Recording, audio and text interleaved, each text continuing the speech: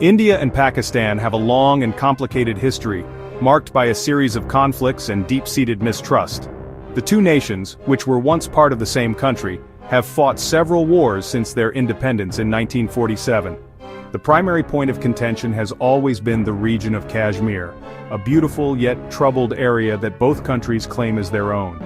Over the decades, the two countries have engaged in numerous military skirmishes and full-scale wars, each leaving behind a trail of devastation and a legacy of animosity. The wars of 1947, 1965, and 1971, along with the Kargil conflict in 1999, have only deepened the divide. In April 2025, a terrible terrorist attack shook the already volatile region of Kashmir. The attack was one of the deadliest in recent years, causing widespread panic and fear among the local population. Kashmir, nestled in the northern part of the Indian subcontinent, is a region of stunning natural beauty. However, it has been a flashpoint for conflict between India and Pakistan for decades. Both nations lay claim to the entire region, leading to a protracted and bloody dispute. The attack in April resulted in the tragic loss of 26 lives. The victims included men, women and children, many of whom were tourists visiting from other parts of India. The senseless violence left families shattered and communities in mourning. Most of the victims were tourists who had come to experience the serene beauty of Kashmir. Their tragic deaths cast a dark shadow over the region's tourism industry, which is a vital part of the local economy. The attack caused a wave of anger and sadness across India. Candlelight vigils were held in memory of the victims, and people from all walks of life expressed their grief and solidarity with the affected families. In the aftermath, there was a growing demand for the Indian government to take strong action against those responsible. Many people believed that Pakistan was behind the attack, and called for retaliation.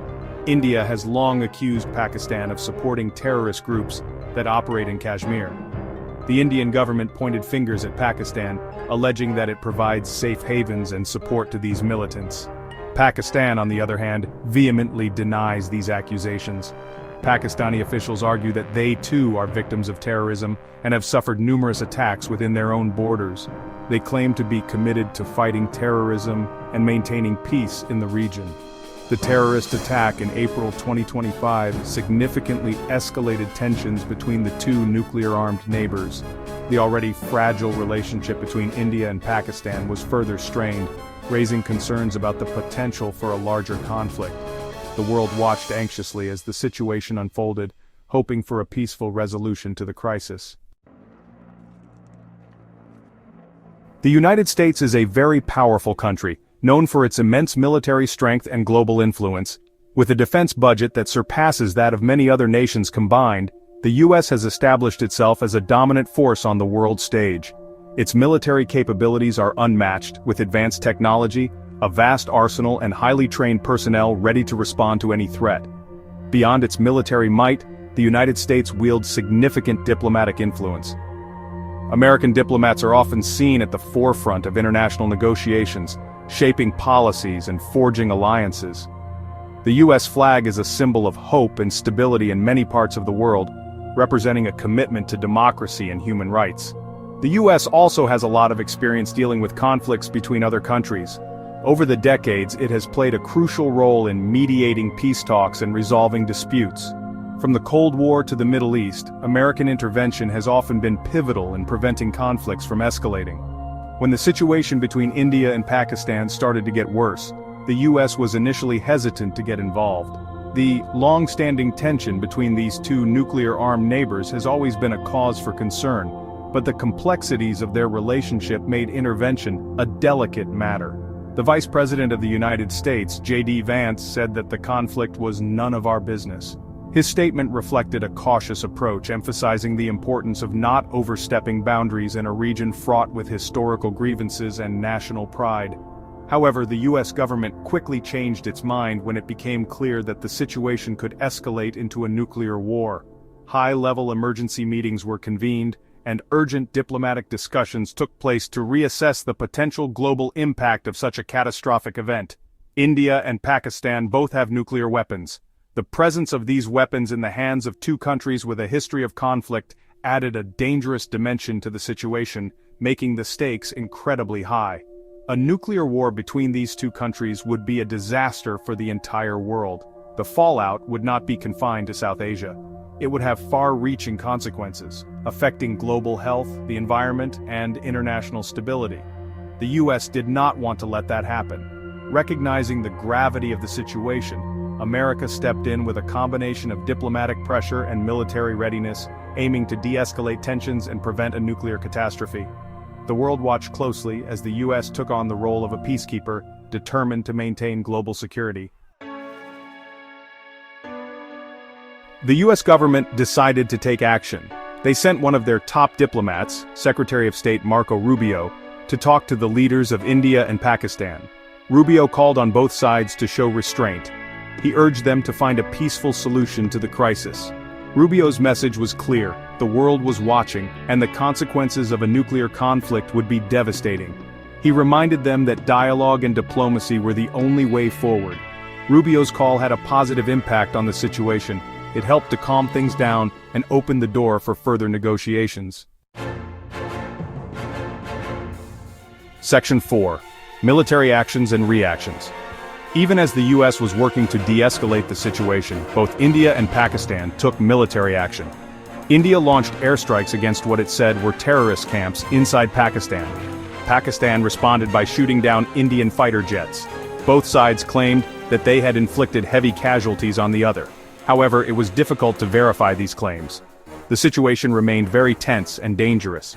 The exchange of fire and the downing of the jets only added fuel to the fire. The world held its breath, hoping that this would not spiral into a full-blown war.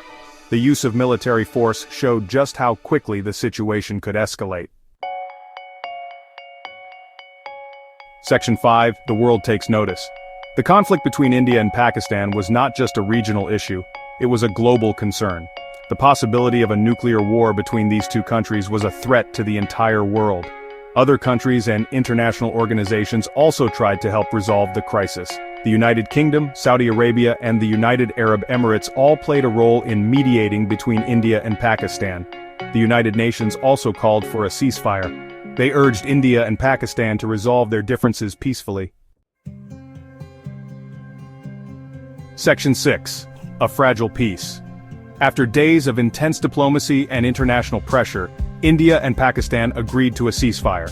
The ceasefire was brokered by the United States. It was a major breakthrough, but it was also very fragile. The ceasefire meant that both sides agreed to stop fighting. However, the underlying issues that caused the conflict remained unresolved. There was no guarantee that the fighting would not start again. The ceasefire was a small step in the right direction.